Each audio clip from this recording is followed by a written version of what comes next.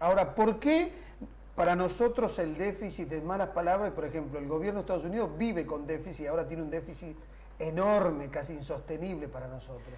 Ojo, ahí hay un problema. Para nosotros es mala palabra porque el déficit fue causa de inflación durante décadas en Argentina.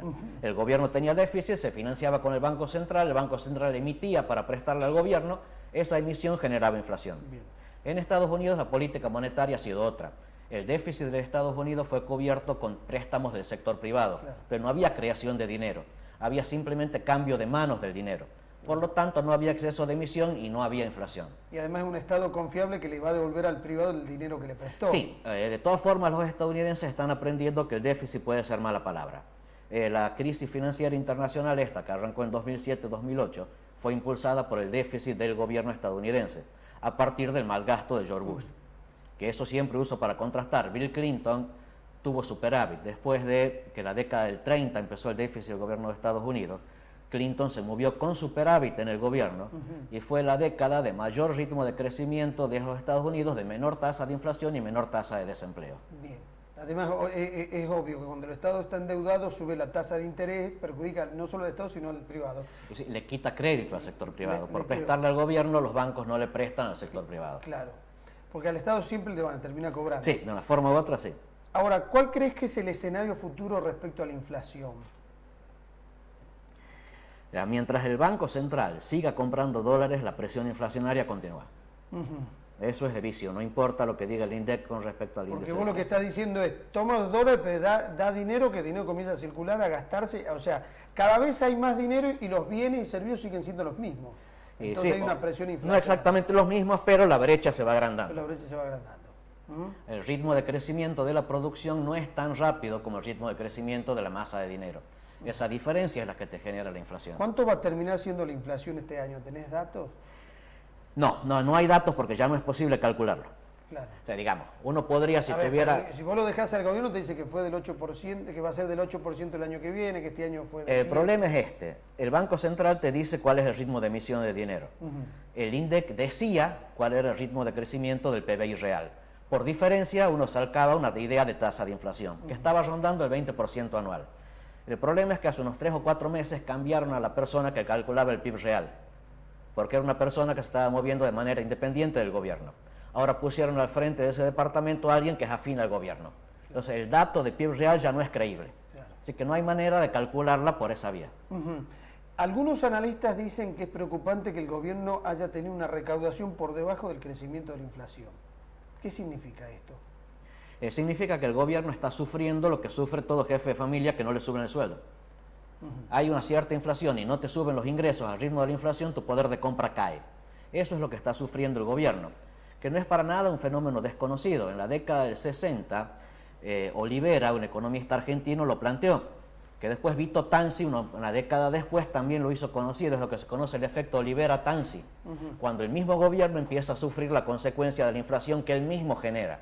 Bueno, eso es lo que está pasando. Porque antes se decía, a ver, ¿por qué recaudaciones récord de impuestos? Y bueno, porque recauda en función de inflación. En buena medida era ese el motivo. Todavía había una pequeña brecha a favor de la suba real de recaudación, dada por sí una reactivación de la economía, que realmente ocurrió, y dada también por una mayor presión fiscal. Eso sí hizo que la recaudación real aumentara, pero en los 2 últimos años ya no. Ya el ritmo de aumento de la recaudación es menor que la tasa de inflación. Bien. ¿Y por qué se da esto? Se da porque la economía está sufriendo las consecuencias de las malas políticas económicas. Ese es el motivo de fondo.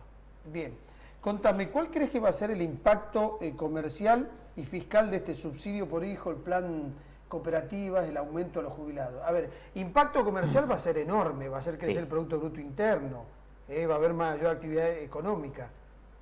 El problema es cómo se lo está financiando. Claro, va a tener un impacto fiscal muy grande también. No en la actualidad, en el futuro, porque está usando dinero del ANSES. Cuando yo me jubile, yo voy a sufrir el plan este. Que eso es otro error, que de paso la Presidenta hace pocos días dijo, entre las medidas importantes que mandó al Congreso, queriendo decir que ella era la Presidenta que más había acudido al Congreso, cosa que discrepo absolutamente, estaba el plan este de asignación por hijo. Mentira, lo hizo por decreto, necesidad de urgencia, no lo trató el Congreso. Debería haberlo discutido al Congreso, porque estamos hablando de los ingresos jubilatorios de la próxima generación, que el impacto va a ser dentro de 20 años, no ahora. cuando los que nos empecemos a jubilar nos empiecen a dar menos dinero culpa de esto. Bien, en resumen, el escenario 2010 entonces se despeja el tema económico del posible default, pero el tema político comienza a pesar enormemente. Se definen candidaturas, hay que ver cómo se mueve el Congreso, si no se traba de alguna manera la discusión. Esto, a ver, empeora el clima de negocio que algunos empresarios dicen que no es bueno. Con respecto al Congreso, yo no me animo a especular nada. Hay que ver cómo salen las conversaciones. Sí es cierto que si hay una guerra, Congreso, Poder Ejecutivo, el clima de inversión va a ser malísimo. Pero yo no me animaría a decir que eso va a ocurrir. Mi sospecha es eso, simplemente. El Congreso emitirá alguna ley que no le guste al Ejecutivo, el Ejecutivo la va a vetar, el Congreso no va a tener mayoría para insistir.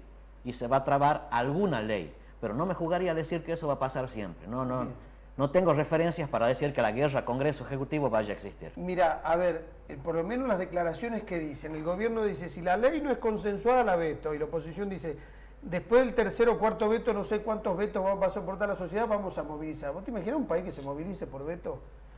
Un tema tan técnico, teniendo en cuenta que el conflicto del campo tuvo un gran impacto económico en la Argentina. El tema va a ser qué leyes son las que el gobierno se va a animar a vetar o no. Eso es lo que te puede dar un punto de movilización. Bueno, ojo, la movilización el gobierno la está criticando, a algunos ministros no se le criticarla, pero ha sido el argumento del gobierno durante 5 años. Ahora así que no se quejen del propio argumento de ellos. Claro, ¿vos te imaginás la oposición que quiera modificar el impuesto al cheque, que lo quiera hacer coparticipable, que beneficie a todas las provincias? Es fácil movilizar gente detrás de eso. Sí, sí es fácil. Yo personalmente no me voy a movilizar, yo creo que debería eliminarse el impuesto al cheque, no coparticiparlo. De hecho, si lo coparticipas es peor, porque ahí ni los gobernadores van a querer que se lo elimine. Claro. Pero ese es un tema que sí puede movilizar. Fue un impuesto de emergencia cuando la Argentina, el Estado necesitaba fondo y quedó, como pasa siempre. El impuesto a las ganancias se creó en la década del 30 como impuesto transitorio de emergencia. Por eso hasta este año, todos los años vencía el impuesto a las ganancias, porque era de emergencia. Claro, 70 años de emergencia, dejemos de macanear.